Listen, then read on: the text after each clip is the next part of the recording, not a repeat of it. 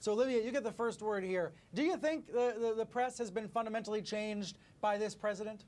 Well, I think that Donald Trump has revealed issues that already existed in the press, and he's also prompted a lot of self-reflecting and a lot of debate amongst the press about how best to cover him, you know, things that maybe we didn't talk about before or we didn't analyze too closely before. I think everything is kind of up for review now. And I think that can be a good thing. I think it can also be a bit of a distraction. But I don't know that the President Trump has changed the media. He's not changing the way that people are reporting. Everyone is doing their jobs the same way. They're investigating the same way. I think he has made everyone's attention spans shorter.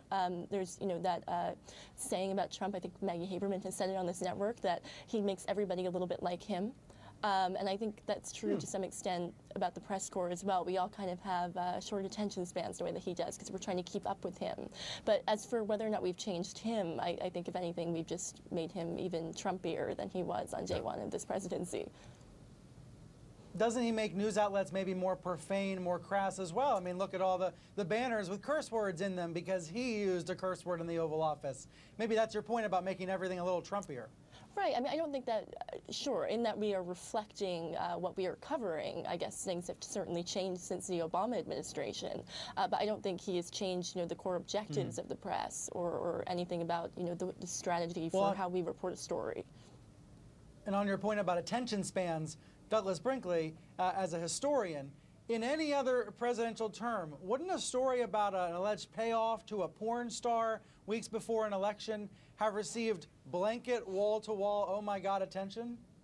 Absolutely. It's been stunning how little that's been covered, and also all the women that are charging the President of the United States with sexual harassment. The combination of this shows you somebody who's deeply misogynist, is out of touch with what the women's movement is, and it tells you, Brian, why you have people protesting on the one-year anniversary, why women are so energized.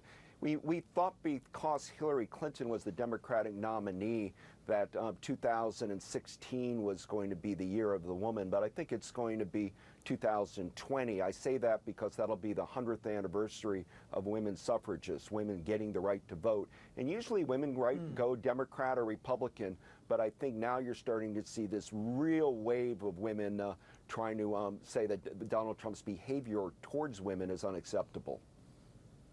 Olivia, what's your view on the coverage or the lack of coverage of Stormy Daniels? There certainly has been some reporting on it. It's been on the front page of the Journal and other papers. It's been a big story on cable news. But I have the sense that if this were any other president, it would be an overwhelming news story in a way that it hasn't been.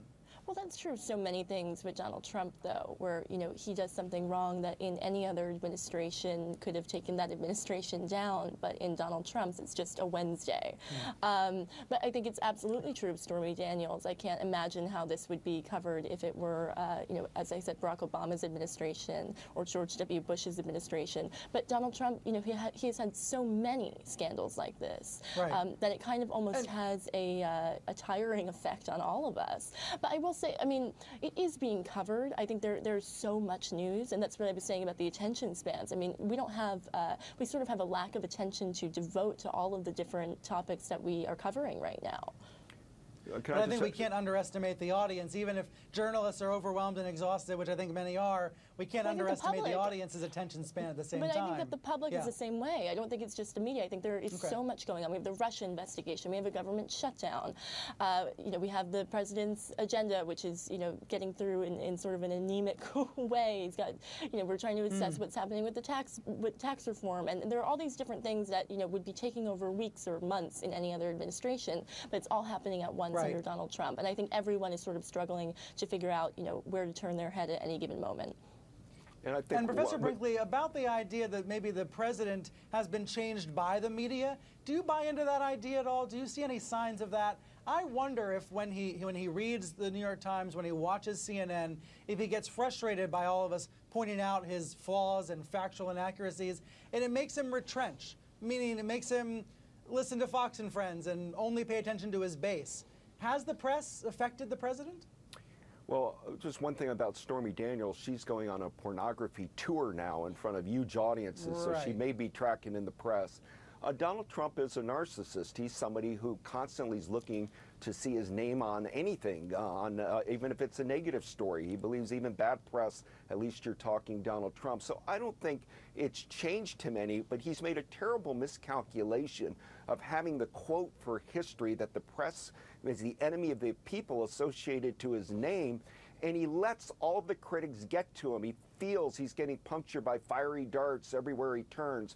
The great presidents, people like Theodore Roosevelt or Ronald Reagan, would not read the press to that degree. They'd float above it, and they would try to co-opt reporters. Donald Trump is Nixonian. He wants to create enemies list of reporters and turn his base, social media base, against individual reporters, and it's in some cases life-threatening to reporters. Well, I think that's true, but I think it's a little bit more complicated than that, because he does want to create enemies out of reporters, but at the same time he craves approval.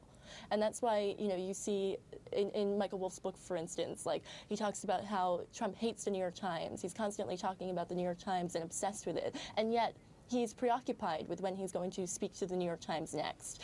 He wants the approval of the New York Times. I think he probably wants the approval of CNN, even while he is disparaging CNN on Twitter on an almost daily basis. So I think it's a very complicated thing that we're trying to kind of unpack here about his interior life, and I don't know if we ever will.